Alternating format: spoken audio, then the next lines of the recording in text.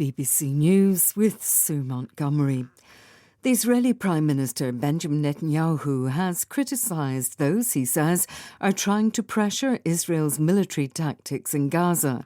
His remarks come as the IDF is engaged in the heaviest day of fighting since the start of the Gaza war. Paul Adams reports from Jerusalem. With American officials starting to voice disquiet about Israel's tactics, the Prime Minister Benjamin Netanyahu had words for those who he said were trying to pressure Israel. The only way to finish the job quickly was to use crushing force against Hamas. That approach is once again killing large numbers of civilians and sending others fleeing for safety.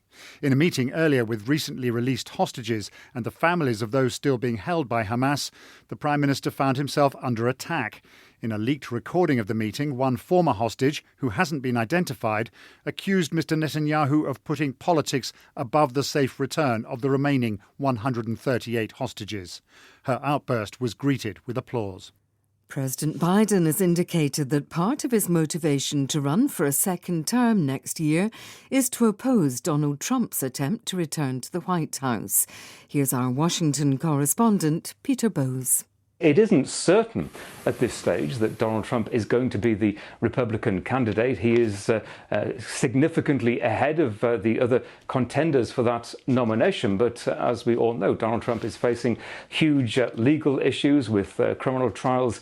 There is the possibility that one of the other contenders, Nikki Haley, the former UN representative, some people are suggesting that perhaps she could be the Republican candidate. So are we seeing Joe Biden here perhaps considering that if Donald Trump isn't the candidate, he won't be the candidate either?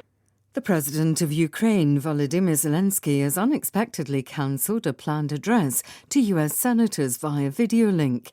He was expected to appeal for American funding to help fight against Russia's invasion. The Senate is due to vote tomorrow on an emergency aid package worth more than $60 billion. The Nobel Peace Laureate Malala Yousafzai has said the Taliban in Afghanistan had made girlhood illegal and called for gender apartheid to be designated a crime against humanity. In a lecture to mark the 10th anniversary of the death of Nelson Mandela, she said there was now an opportunity to do so. South Africans fought for racial apartheid to be recognised and criminalised at the international level. In the process, they drew more of the world's attentions to the horrors of apartheid. Gender apartheid has not been explicitly codified yet. That is why I call on every government in every country to make gender apartheid a crime against humanity. BBC News. Peru's Constitutional Court has ordered the release from jail of the disgraced former president Alberto Fujimori.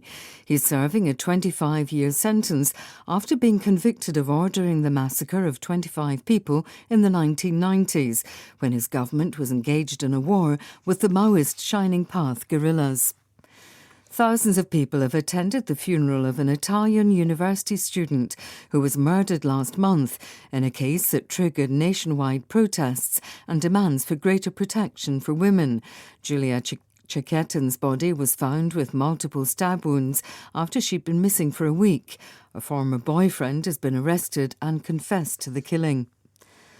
The authorities in Sierra Leone say they've arrested one of the organisers of last month's attempted coup, along with two accomplices.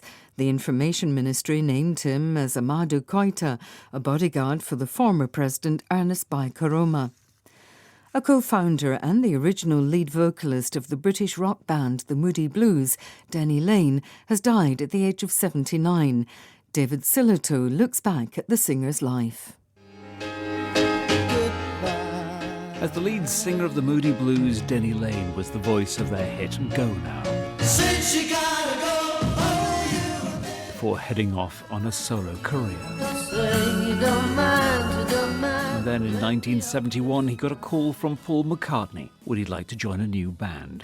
I would see him in clubs like Speakeasy or the Bag of Nails or whatever, and we'd go out from there to other clubs. I know we went to see Hendrix for the first time, for example, together, and David Essex, and I kind of wasn't in awe of him so much, you know. So, although he's like a bigger brother to me, an older brother. That report from David Sillito, BBC News.